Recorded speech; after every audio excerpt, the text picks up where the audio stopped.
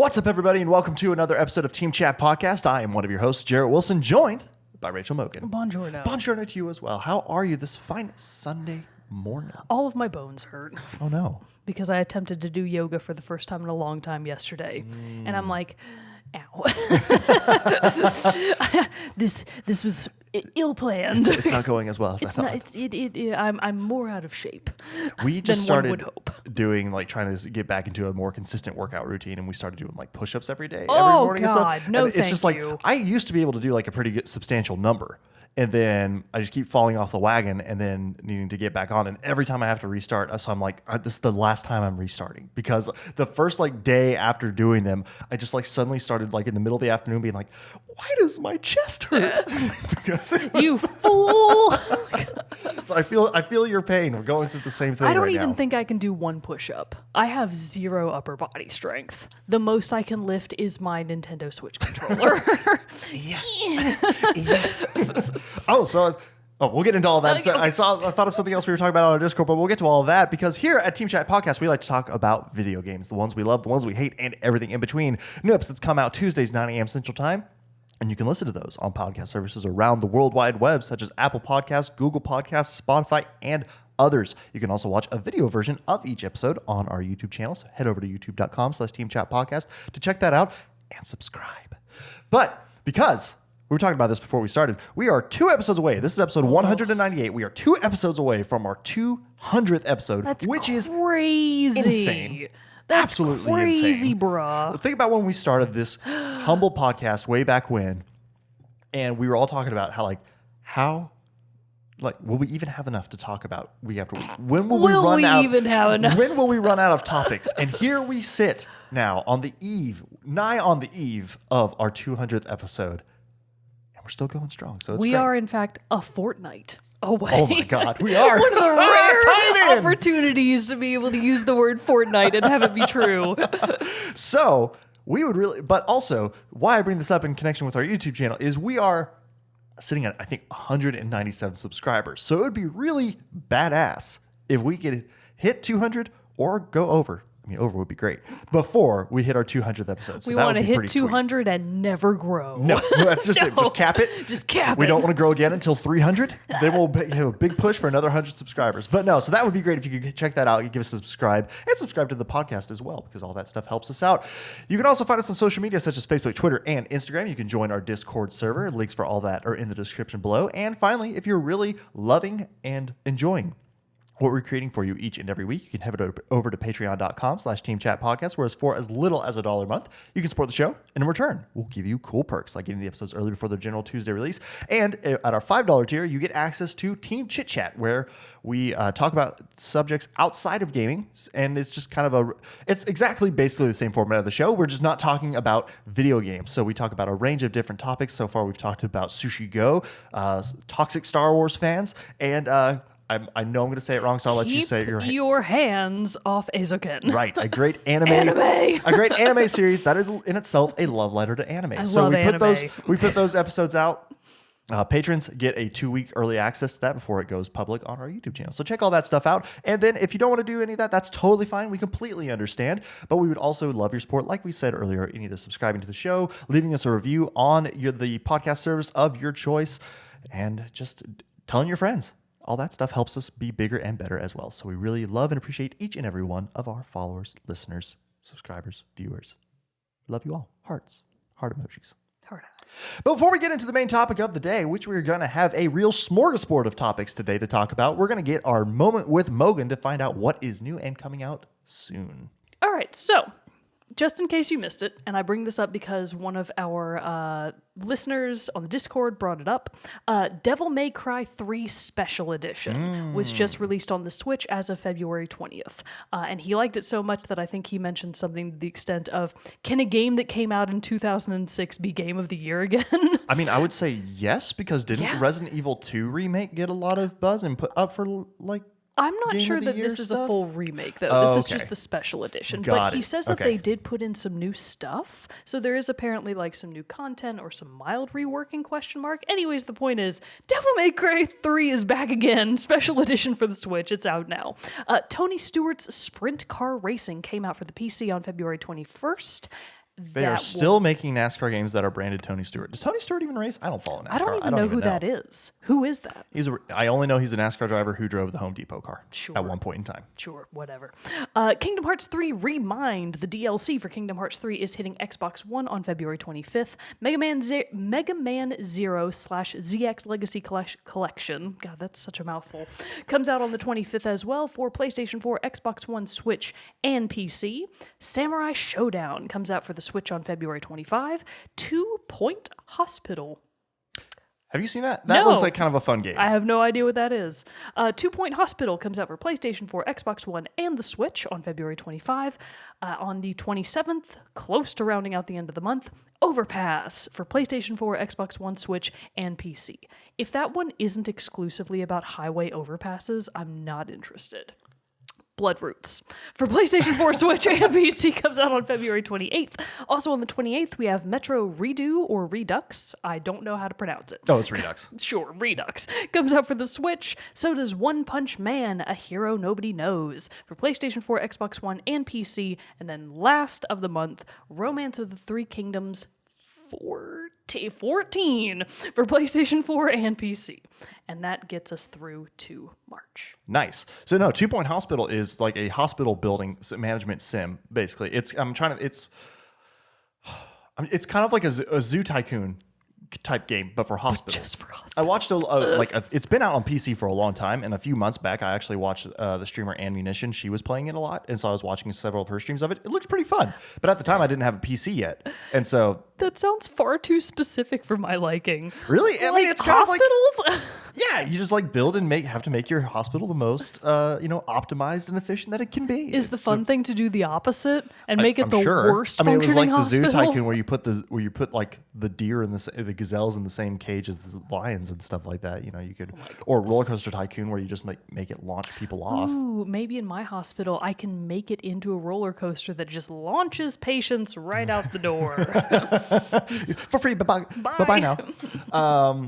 But yeah, so that one looks pretty fun. I would say, if you're thinking about it, it looks like the type of game that I would like on the Switch more than anything. So if anybody's interested, in my opinion, on that, as one who has not played it and only seen it being played, it looks like a Switch game to me. It's a valid opinion. Because you can take it anywhere. It's like that kind of. It's like Civilization. It's like a long-standing game. Games are great to take on the go. Exactly. They're endless entertainment. That's what I'm saying. That's all I'm saying. So the big news story, though, of last week that we wanted to touch on real quick before we talk to our other things, and it's honestly one of our big topics of the day, is Animal Crossing fans finally got their long-awaited news and direct from Nintendo about more updates and news just about the game in general. Because as we've been seeing on our Discord and in our Twitter feed, our good friend Fuchsia has been bemoaning the lack of news that Nintendo has been giving Animal Crossing fans of what they can expect to see in the new game. But they finally gave a full-fledged direct. Lots of things were talked about in them, some of which I don't even really know what they are because I'm not a big fan of the game. Never played it, except for a little bit of Pocket Camp.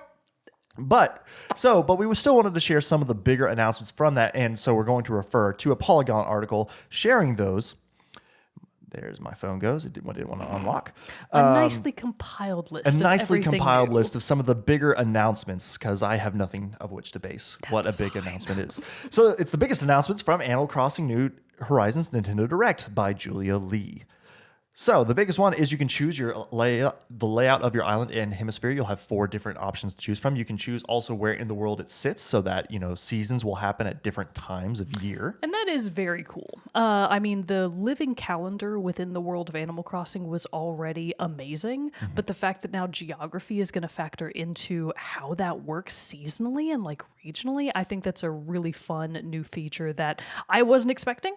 So I just think that's awesome. I want to make like the Frozen North. I'm going to make Iceland. That'd be fun.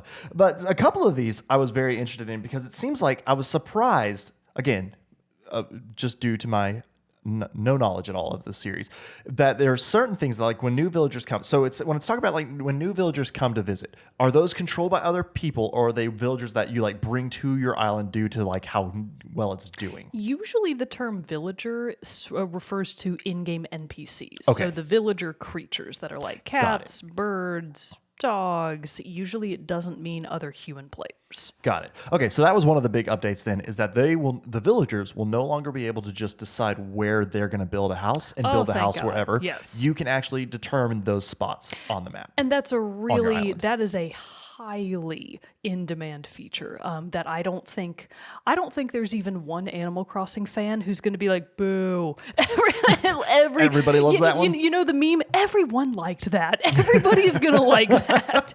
Because, if you've really master planned your town, and I know that Fuchsia is the kind of person that is very capable of doing that. I never cared because I wasn't a master planner. I was like, sure, move in wherever. I don't give a F. Yeah. But I know that for many people, it is something that is going to be just a lifesaver in terms of you won't have to remake your entire island when somebody new moves in just because they're slightly out of place. Right. You can finally line people up into nice rows and columns. It's going to be amazing. So, huzzah. Well, and one similar to that, talking about the geometry and everything, is that you can actually now, according to this article, you can totally change like the layout of the island itself and the geography of the island, like change rivers, change hills, like level it out and all this other stuff. You have to get a permit though first, which I think is a hilarious thing that you have to do. It's so funny, Because like city permits. Yeah, hysterical. which is really funny that you don't have to do that. Like that would be a fun thing, I think, in like Stardew Valley. Because you can just build and do whatever. You can go chop people's trees down, go through their that's trash true. cans. Like, how funny would that be if you have to get permits for all the buildings you have to do and add to your farm? I love that kind of silly bureaucracy. It's just Yeah. like, oh yeah, it I mean, really. Tom Nook's got to do something. Sometimes it really do be like that. It's got a rescue service similar to like what we see in Stardew Valley. That's a new thing. So if you don't want to if you get too far away or lose your way, you can just take this rescue service home. That is interesting in the context of Animal Crossing because your player character never gets tired. You can, in theory, play forever, and you never have to sleep. You don't eat, so it's not quite like Stardew Valley where I wonder you if have something like that is energy. then going to be brought in. I kind of doubt it. Also, that would suck. I really hope not. As much as I love Stardew Valley, the health and energy for like the day is one of the things that I could do without. Yeah. I agree. Anyways, so Up to 8 people can be on one island via multiplayer. I think we already knew that. Okay, from so a that might be an previous old direct. one. But 4 people can play on local multiplayer at once. Now that's pretty fun because especially with the announcement, I actually don't think we've gotten to say it on here yet. So real quick diversion, they did officially announce, Nintendo did, that there's going to be a pink Nintendo Switch. That's what I was going to talk about now. in the intro when I was like, no wait, I'll save that. That was it. Yeah. Oh, the pink Nintendo Switch Lite. I'm gonna buy it. Yeah. Because even though I can't quite afford the Animal Crossing New Horizons Special Edition actual Nintendo Switch Have you been entering all the giveaways I've been tagging you in? No, I should. I've been tagging you in giveaways. But I've been seeing anyways, the giveaways point galore. is now I want a pink Switch Lite, so I'm definitely gonna get that for sure. It was a fun new color. I did like the color. This is a very exciting one that even I, as the one who doesn't play the game, I was like, that's awesome.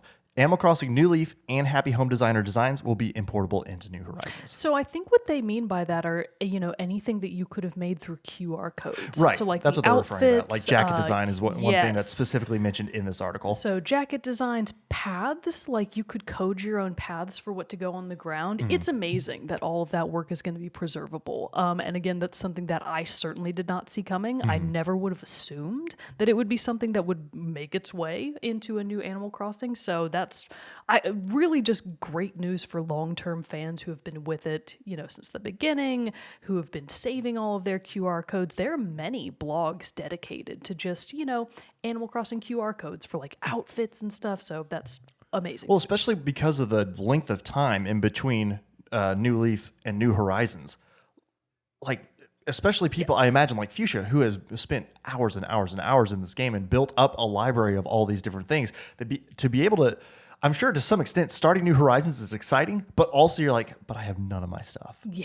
And so exactly. So to be able to bring in some of your favorite items, that's a really cool feature just to maintain the quality of life and playability of these games. I unfortunately don't know the name of it off the top of my head, but Fuchsia did have, maybe even still has for a long time, one of the better known Animal Crossing blogs on Tumblr for, like home design, I want to say island, but I know that's not it. Town. I couldn't think of the word. I was like, what did they call it before New Horizons? Before you're on an island. Yeah, playing just Animal Gilligan. Crossing New Leaf stuff. So unfortunately, can't remember it right now. But everybody check out Fuchsia Rascal because she's amazing. Animal Crossing, yay! Which she does. Obviously, since she has been waiting so much for the news, she does have a React video of her watching the direct. So go check that out. We'll link that below in all of our stuff, so you can go watch that and enjoy that video because it's great. So She also streams a lot of a lot of Animal Crossing. So So- check her out on Twitch too, especially when this game comes out and you're like, I'm not going to play it yet, but I want to see somebody who loves it and enjoys it. Check out Fuchsia Plays on Twitch. So the other big one is, and this is another thing that I was like, how is this not a thing before? Random players can't come in and edit your island. You can select what happens. Oh, that's amazing. Because back in my day, I mean, it never happened to me because I was never the type of person to play Animal Crossing in an online format. I really only did that a select handful of times to get very specific things. And it was one of the rare instances where I like joined a forum and like found a specific player and then we traded some stuff. But normally I never really did that. So I didn't encounter this myself, but people could in theory come into your town if you left your gate open. They could come into your town and just wreck shop. Like they could cut down your trees, they could dig up your plants, they could steal your shit. Which is so It weird was that was crazy. allowed. Yeah, it was just wild. So the fact that that's no longer an option is much welcome news. Really, all of this is just great news. Right. So it says in the article, you'll be able to choose who can chop down trees or edit your island. So while your friends will be able to help you out, random people won't be able to ruin your home. So you can still make like allowable people who can do things. And the running theme here that I think is just something that I deeply appreciate is so much of these new updates are at least appear to be in direct response to community feedback, because these are things that people have been like ideal Animal Crossing wish list items for the future. So it's nice to see that these are actually coming to fruition as things that the community has wanted for so long, and it's finally being delivered on. So Well, and maybe kudos. too, that's why it's taken so long for them to be able to give news about what to expect, because they've still been trying to work in all these different things and be able and make sure that they're going to actually be viable in the game. So maybe that's part of the reason for why it's been slightly quiet. That I don't know, and also I don't care. Right. Just trying to think, because it has What seemed I'm odd. talking about is the lapse from the last game. Right. to now. Right. I'm just saying, because I agree with, even though I'm not a fan of the series, really, I do agree with all the people. Like, it's almost out, and you have basically heard nothing for something that is somewhat of a tentpole game on, especially from the DS days and everything, and wanting to move it over to here. And so it was always very interesting. They're like, yeah, they really are being so quiet. Yet we get a whole huge direct to say, here are new Fire Emblem heroes for Smash Brothers. Well, they always do those. But I know, but That's still, it's just par like, for the course. but then so the other big thing is that there will be free updates, and which will add holiday events and things. Well, that's something that they did in New Leaf and in Pocket Camp, so that's exciting. Cool that they're keeping that up. Yes. So the point is, Animal Crossing New Horizons always was going to be, and still is going to be, the best game of the 2020s, period. And I gotta say, It's going to be the game of the decade. I've talked about it on our Discord a little bit and shared some things, but I love how much the Doom fans and Animal Crossing fans how much fun they're having with each other, sharing that release day. On Twitter, when Nintendo announced that there was going to be the Direct, the Doom account responded and asked, "Is Isabelle going to be there?" So it's like they're totally hamming it up with these two polar opposite games, and I love it. It's one of the great things. Like, video games cross all boundaries. I think it would be so cute. I know they're not going to do it, but I think it would be so cute if just on day one, like if they had a tiny little Doom guy visitor to your island. Okay, so that would totally work, because let me see if I can find this. Like if he were just walking around and you were like, "Hey, I'm just here to visit. Not going to shoot anybody. Just having a good time." Because one of the things you could find in the Doom, I cannot type. That one of the things you could find in Doom 2016 were these little Doom guy dolls that were hidden throughout the world, and you could go find them. So like that would totally fit. Oh yeah, as like a little does. villager in Animal Crossing, like a limited time Yeah. dude. That would totally work, right? They would have to make him a little cuter. Little cuter. He's not quite as cute as he could be, but Right, but I still. would love it if they gave him like a tiny Hawaiian shirt just straight over his Over armor, his just over the armor. I've also That would seen be like some so great funny. examples of some fan art of like Isabel in hell with the Doomslayer, like fighting stuff and just looking like she's having a blast. Having a great time. Isabel has a tough job. She has to really wrangle you and everybody else into some sense of order, and really she seems to have no help. Poor Isabel. But she's a strong fighter, as shown in She Super is. Smash Brothers. That's 'cause true. She kicks some serious ass. Yeah. She really does. Good job, Isabel. Good job. We're Isabel. all proud Exactly. of you. And in Mario Kart. Oh, that's Isabel right. has a She is lot in of Mario Kart. jobs. Yeah, man, she's busy. She's a busy little pup. She's a lady about town. Yeah. So one of the other things we wanted to talk about is that I did, after listening to Mogan's first impressions, where she talked about Remedy Entertainment's Control that came out last year and how she started playing it and loving it, and her first impression. Did my selling it to you Oh work? God, it sold me immediately. I was Hire like, I me, need to play Remedy. this. I need to play this game because it sounds so awesome. So I did go out and buy it. Took me a little bit to get around to it because I did want to take your suggestion of playing it at night. So I've been playing it. Isn't it dark? It's dark, but it's also the perfect game to play at night. It really So, is. you know, I started it finally, and I gotta say, it is living up to what you were saying it is. It's so cool. Good to hear. Like I love the feel of it. I love for one, the colors of it. Like it's dark, dull grays, except there will be these parts with like really intense reds, and I love it. It's fantastic. And so far, like the only thing that I've been like, oh, that's annoying. the is like, walking speed. oh no, that hasn't bummed me out at all. You're too fast. I felt like it's appropriate. And then I loved like the speed of the like all the mechanics, all the controls feel so smooth.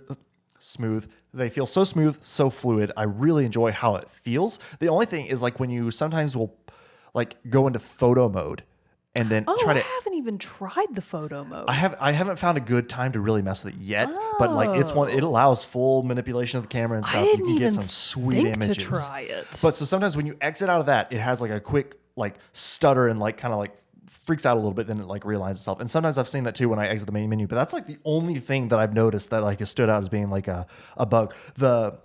Or kind of buggy. The combat is so fun. It is very fun. I've started unlocking a few of the different abilities you get outside of Nice. using your weapon, and they are so rewarding to use. Can I just say, this isn't a super spoiler because I'm not going to mention what it is, but the second object of power being just like, found that. oh my God, it was so funny. Yeah, I was and I was like, like, really? this is what it is. This is what it is. Okay, cool. And here it is blasting me to smithereens. Oh, I was dying. But then I love. Oh yeah. I was thinking of a different one, but no, you're right. I know Yes. what, because that was actually. So I actually found Because the first one is your gun. right, And then the second one, yeah, is this certain object And that we're being vague on purpose. right. We don't want to spoil it because we are gonna once we both finish the game, we're gonna do like a full roundup. But like I just wanted to touch on it a little bit just to be like, oh man. To also agree and double up on everything Mogan was saying about how good this game was. But yeah, so I found there's the objects of power and there's the AW. Oh, crap.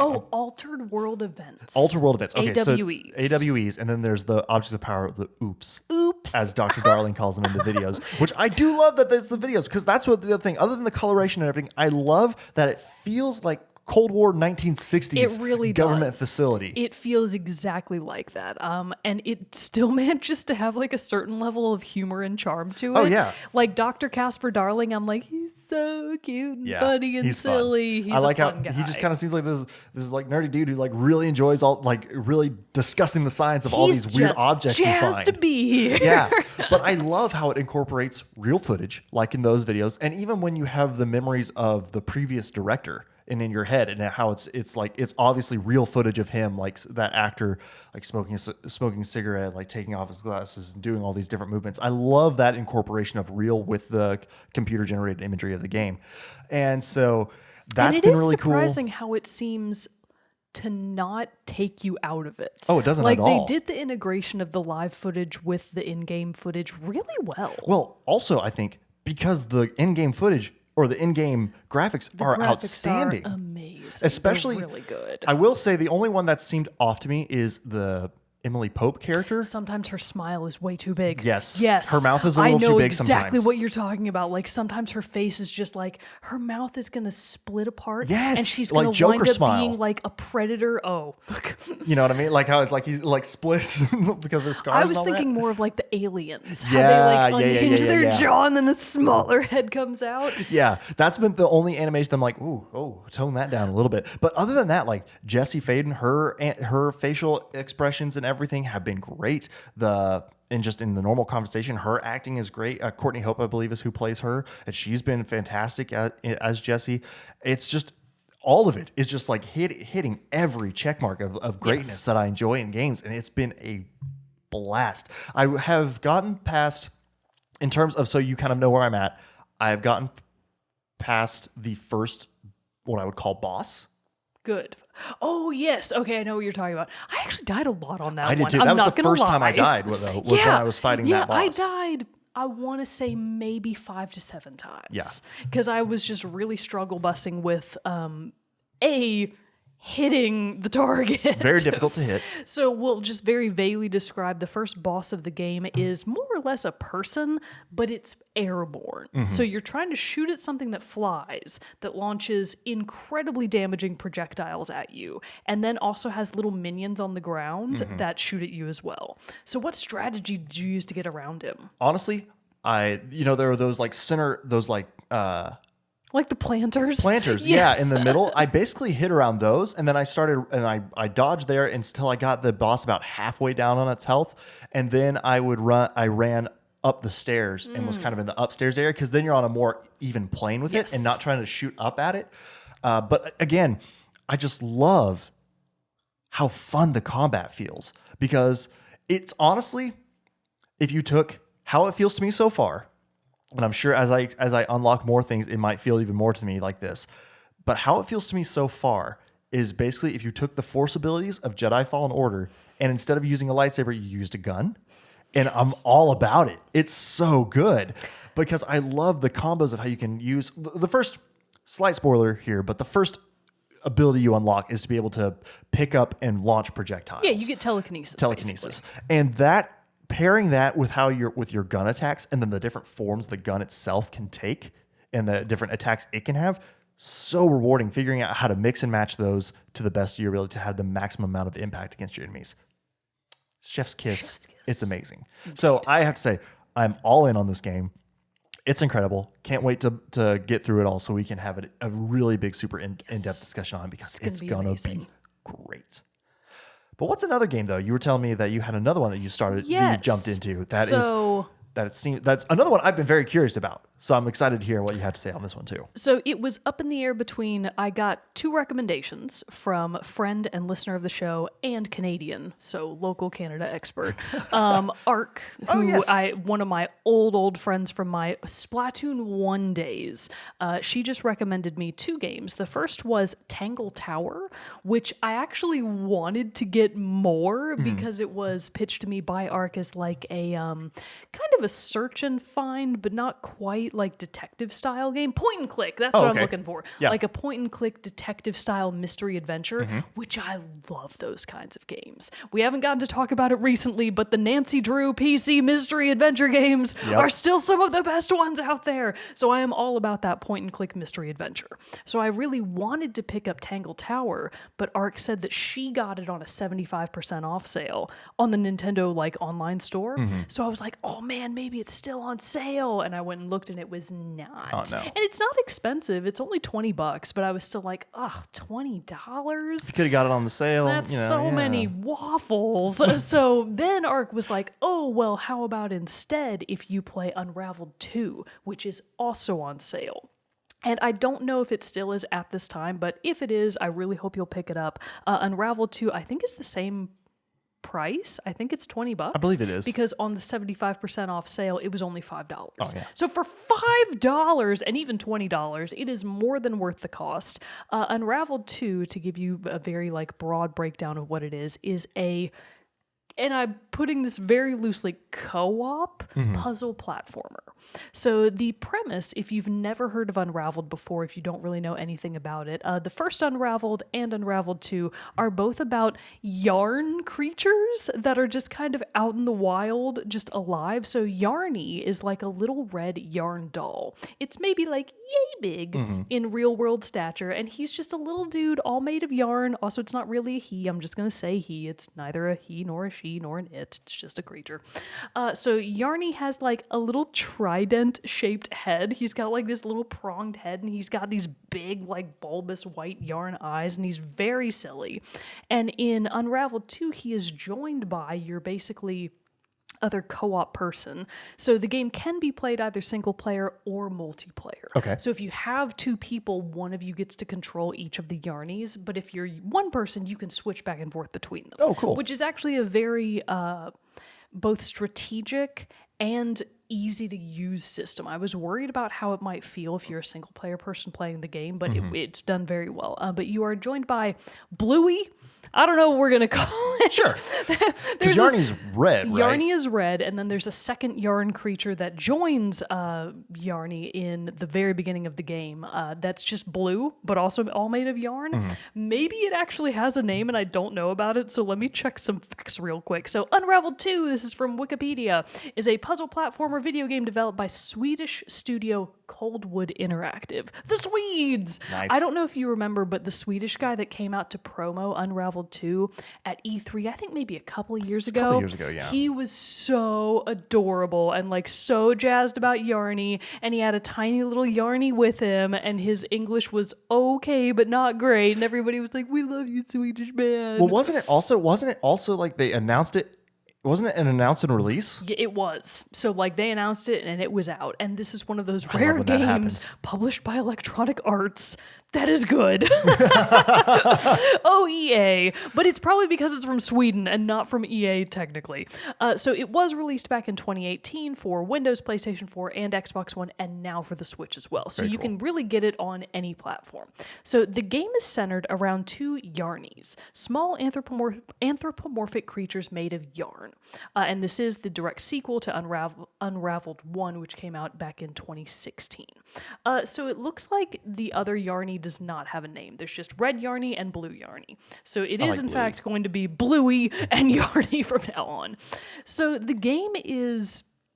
It very much in feel and atmosphere reminds me thematically of Pikmin, which you know how much I love Pikmin.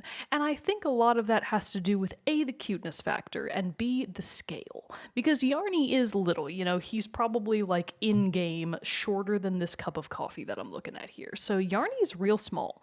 Both of the Yarnies are. What if one of the Yarnies was huge? That would be hilarious. Just ride on my back. Little Yarny. That would be so funny. No, the Yarnies are tiny, but they are in a real-life scaled world. So in comparison to the world around them, they are tiny, and they have to, you know, really conquer a lot of hurdles just in terms of we are small and the world around us is very big. So how do you get around? How do you make progress? What the story is of Unraveled 2, I kind of won't really touch on because it's such a charming game. It's not also like story heavy. It's a puzzle platformer. It's mostly for the gameplay. Right. But it does have something going on there. But the premise of Unraveled 2 is Yarny was on a boat. And I want everyone in their heads right now to imagine the Lonely Island song, I'm on a boat. And then you just imagine Yarny on the boat. But there's a storm at sea, and Yarny gets knocked off of the ship that he was on. And he's just floating out around in the water, and he washes up on shore of an island. And that's when he comes across, like, the wreckage of the ship, I guess. I guess their whole boat went down. It didn't show it, but you assume it happens. Beginnings. Yeah. And then out of, like, a little suitcase comes Bluey, and you're like, hey there, Bluey. How fortuitous of us to both be on the same ship. Which, by the way, you can actually change your yarn people's colors from the main menu. Oh, that's cool. So if you did want to change them, you can. I will say that most of the other colors are not as cute as the primary blue and red. There's like white, there's a couple of different greens, there's a bright yellow, there's black. Nice. Who wants to play a black Yarny? I play as Black Shy Guy in Mario Kart. That's different. Those are Shy Guys. Cool. Very different. But that's neither here nor there. It doesn't really matter. It's just for fun. But the game itself, you are the two Yarnies, and you're really just trying to get around in the world. So when you meet other Yarnie, it does appear to be like their first ever meeting, and both of their threads have been cut. So they're like, oh man, I've got a loose end. Oh, well, I've got a loose end. And then this, like, I guess it's just kind of the interface's way of guiding you through the tutorial, at least. There's like this little kind of star thing. It kind of looks like just a little pixie or a falling star, just a little sparkly thing that kind of hovers around and helps you out with stuff sometimes. It's also the indicator of which of you is in control. So the star kind of like circles over you both, and it's like, oh, I'm here to help you. It doesn't speak, by the way, but it's like, I'm going to help you. Listen. And it merges your two threads together. So all of the style of the Na'vi from Avatar. Sure. Isn't that how they like get it on? Is they like have no, in that case, no. Shame on you. That is not how it happens. Gross.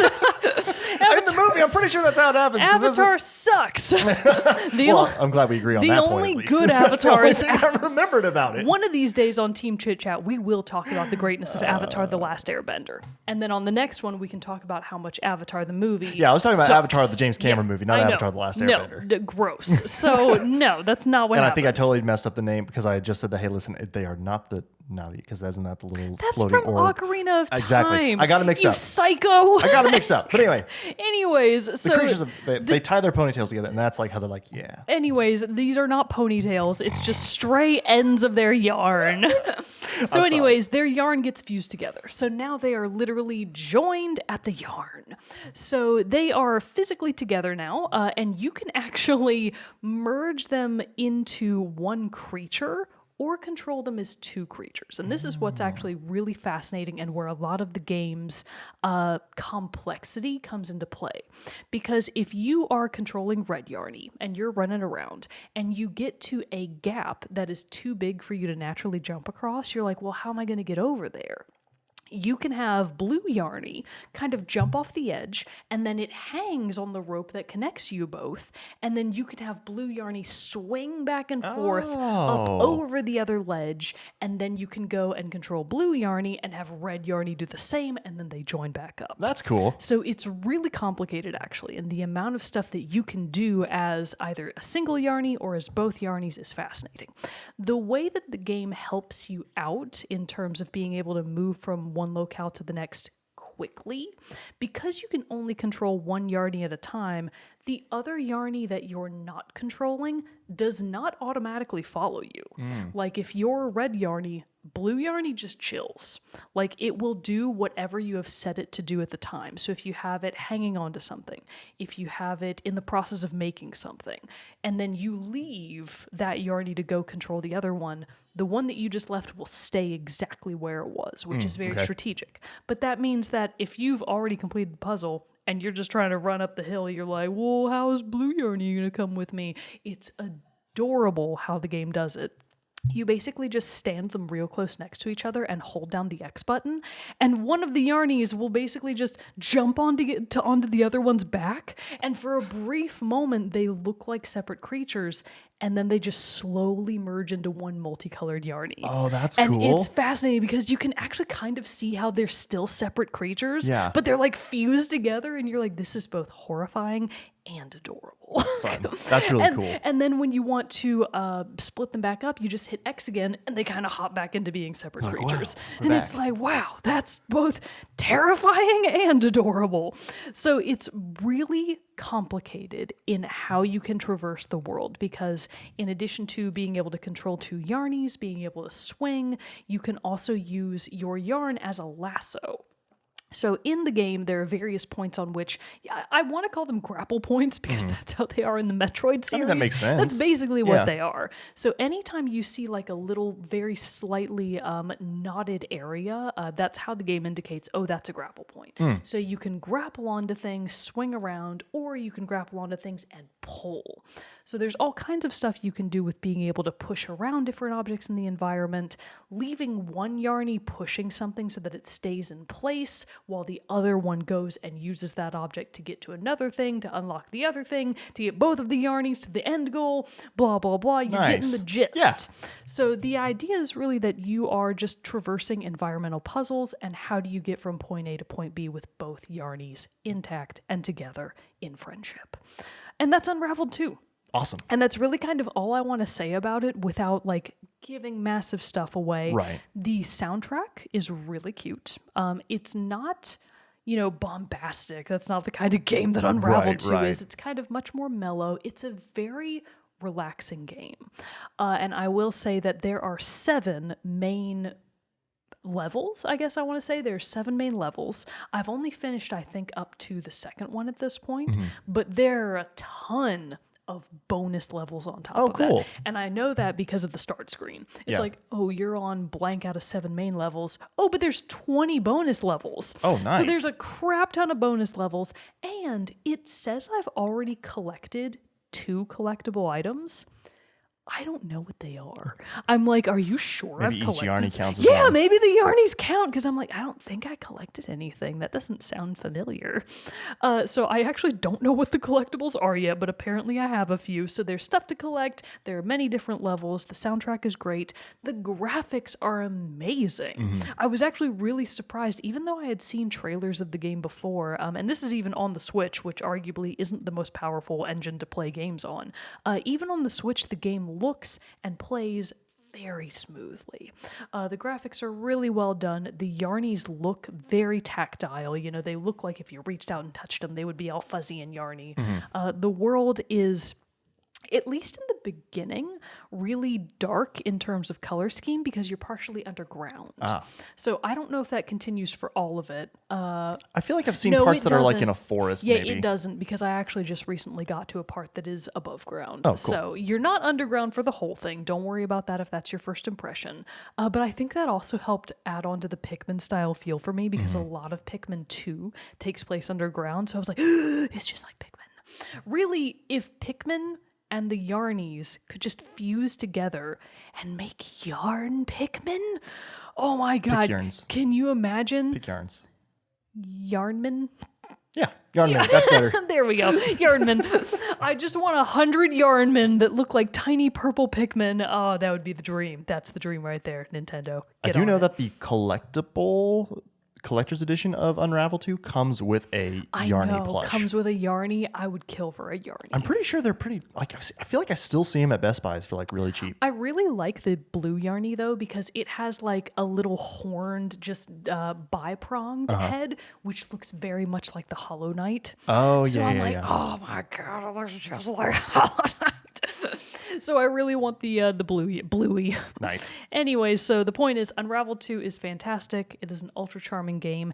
If you had 2 people, I'm sure it would be a little bit more chaotic and therefore more fun. But even if you don't have 2 people to play it, it still works really well as a single player game. It's only $20, I think. For the love of the Swedes, go out and buy it. They need help? ? If you want Unravel 3. I actually think they're doing fine. I don't think they need That would be a help. fun one, since it's a big co-op like that, for us to do like a Let's Play of at some point. Oh, that would be really fun. Yeah, Yes. we should do that. We should schedule that and make that happen. Yeah. I want to just... You hate puzzles. But I like games like that. I'll be in charge. I'll be ready. Yeah, that's fine. I'll be Bluey. I don't care. But I do want to just say, took a quick aside, did some research, and I was correct. The alien race in Avatar are called the Na'vi, but it's NA''VI. That's so stupid. They ripped off Ocarina of Time. That's very stupid. Avatar by James Cameron specifically sucks. Yeah, I was not a fan. No. Was anybody? I mean, it's like one of the highest grossing movies of all time, so yes. But then how much have you heard from it since? I still find a couple of people who are like, I love that movie. Really? Yeah. Names won't be mentioned to protect the guilty. We should make a call-out video. Calling out all Avatar fans. We're going to publicly drag you. Oh, man. Welcome to Team Chat Roast. another sideshow that we do in association with Team Chit Chat, a subsidiary Subsidiary of Team Chat Podcast. Team Chat Podcast. Anyways. Oh man, well that sounds super fun. It's one that I remember watching it at E3 and being like, that looks fun, because I thought the original Unravel looked fun too. Just ones I haven't got around to yet. So yeah, we should definitely try to figure out some way to like play them together. But Does it do online or is it only Unknown. I know that it has online features because EA's privacy policy was like blah blah online, and I was like, skip, agree, don't care. I don't know. I don't know what those are. I actually kind of don't. I don't know. I don't know if it's online. It's got single couch co-op, so that's fun. But the point is, thank you to Ark for the suggestion, because I am really enjoying it so far. Nice. And for $5, more than worth it. Very nice. Well, that's pretty much all the things that we were going to talk about today. And so if you have any other thoughts and opinions on the news from Animal Crossing New Horizons Direct, let us know. If you are also playing Control, let us know. Watch Fuchsia's reaction to the Direct as well, so you can see her thoughts and opinions on it, and follow her streams and Twitter, so you can get more Animal Crossing goodness, more than what you would get here, to be honest. And someday, when Animal Crossing New Horizons is out, you can look at her Dream Towns ? That's how it was in New Leaf. I don't know if that's how it's going to be this time. But you can look to her as inspiration for how you can someday maybe live your island life, even though you know it won't be as good. And of course, if you've played Control or Unravel 2, we would love to hear your thoughts on those games as well. But before we go, we do have to do our soundtrack spotlight, which is not going to be from any of those games. Mogan found another great track for us to share. I just really wanted to do this one because we haven't gotten a chance to do it yet, and I just beat Velkhana in Monster Hunter World.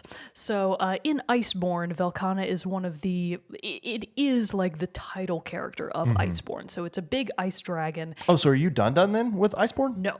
There's still a ton of other stuff that I haven't gotten to do that's post Velkhana. But I've beaten Velkhana now, so I really wanted to highlight Velkhana's theme. So this is just called Velkhana's theme. I know that I just had all of this stuff pulled up. So the composer, depending on which one it was, there are a couple of different people, may or may not be Akihiko Narita, but there are a few other people that also worked on the soundtrack. We'll credit them all. Such as, we'll credit them all. Anyway, so it might be Akihito Narita. Very cool. But this is Velkhana's theme for Monster Hunter World, Iceborne. Ooh, so in sync. I loved it.